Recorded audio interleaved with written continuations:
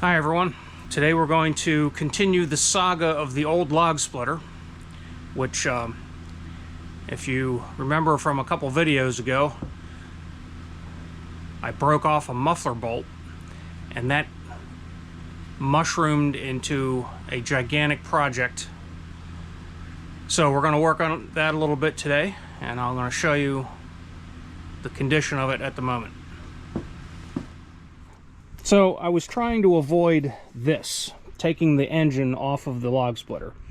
It really wasn't that hard, it's just time consuming. I guess in the end I'm kind of glad I did, because I discovered the Lovejoy coupling is totally hosed. So I have to get a whole new coupling for the pump, and a new muffler is in order because this one's completely shot.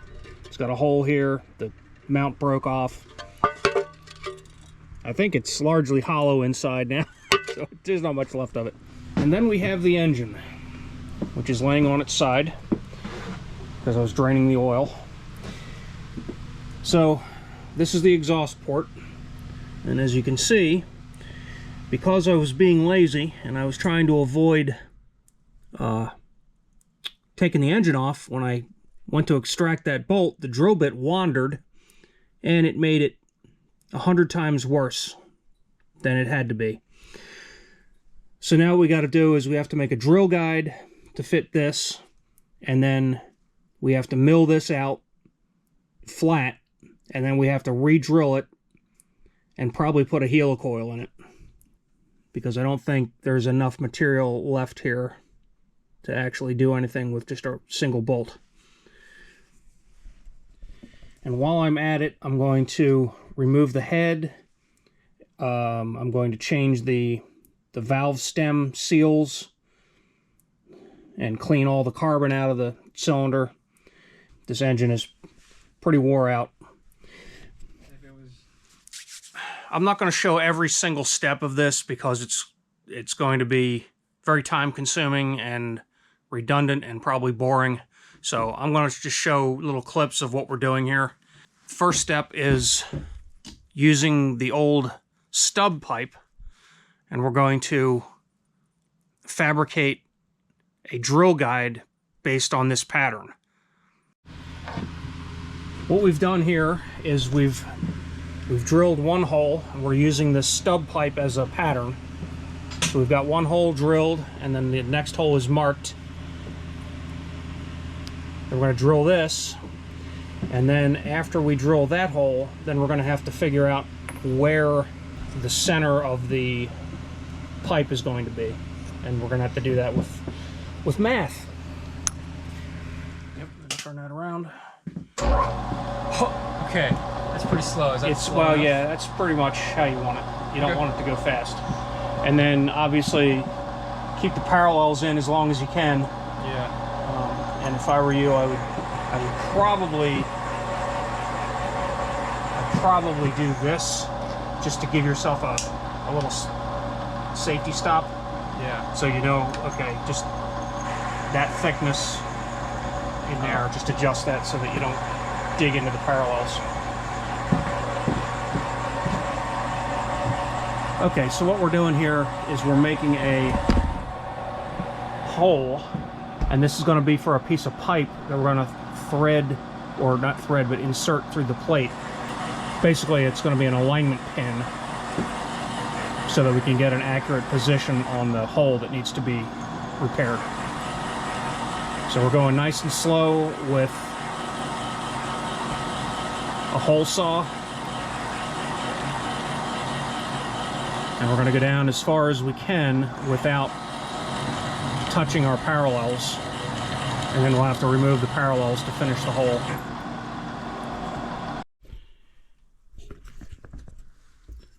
So what I've done is I put a piece of 1-inch pipe in the lathe,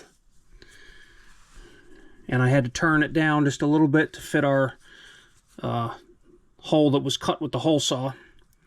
And then this is going to fit just like that. I'm going to have just a little bit sticking out like this, and that'll give us our location. Now I want to cut this off. I'm going to use my cutoff tool.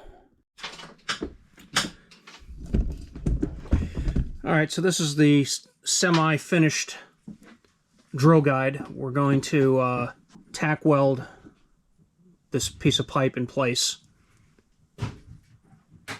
And that'll be good enough to, just a couple tacks will hold it in place for our, keep it from moving around.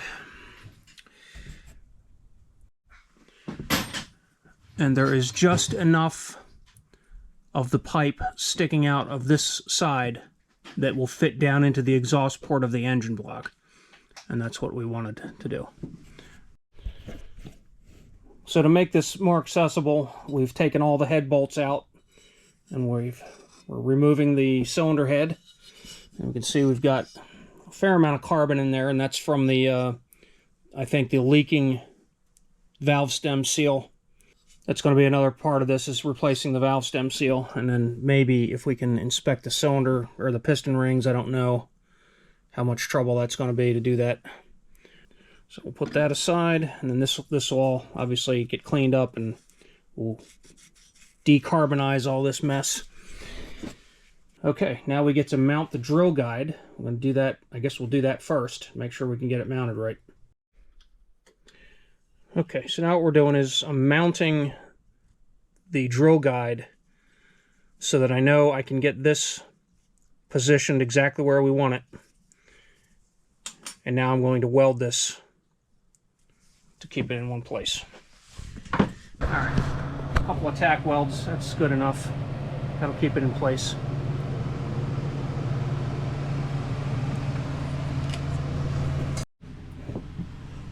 Alright, so we've tack welded this in place. I just put 2 little tacks on it. That's good enough. And now the trick is we're going to have to go down in that hole with an end mill until we get a nice flat surface to drill on. And I don't know, even with this drill guide, it's gonna be tricky to do. Anyway, we'll see what happens. Now the next trick is going to be to take the engine block, bring it over here to the mill table, and mount it on the table. In order to do that, I've got to take my vise off. Everything else has to get cleared off. Got to clean the table, and then we have to figure out how to get it blocked up level. We've got the engine mounted on the mill table in probably the sketchiest way I've ever mounted anything.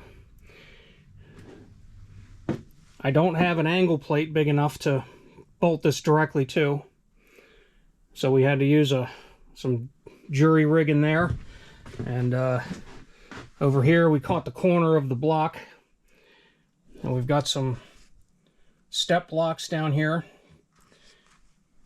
and we have a little shim down in here to get everything level, and we leveled it with just a bubble, so it's close. It's probably not perfect, but it's close. And now we're going to try drilling this out. Well, we're going to have to mill it first. Alright, so what I'm doing now is I'm running this end mill down here, and I've already got it. I think I'm already at the bottom, and it's not a center cutting end mill, so I'm going to have to switch this out.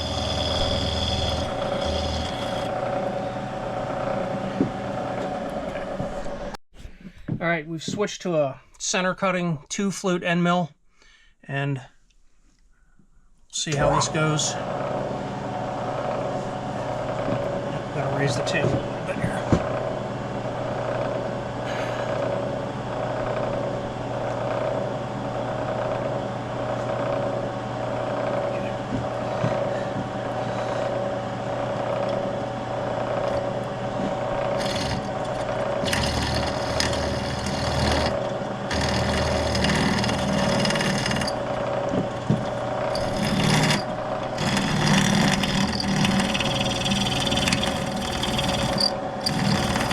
Just going real easy. Those crunchy sounds are not good.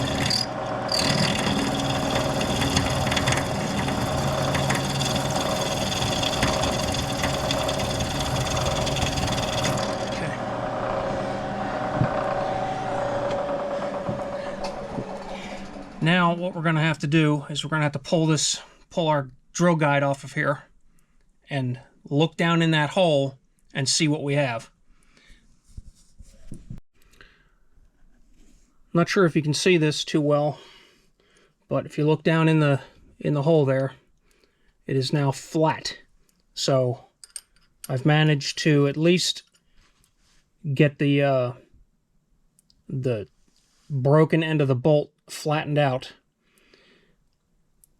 And now we're going to try to drill it the rest of the way out. So we have to put our drill guide back on, and then we're going to run a drill down in there and see if we can't get that drill to go through the bolt.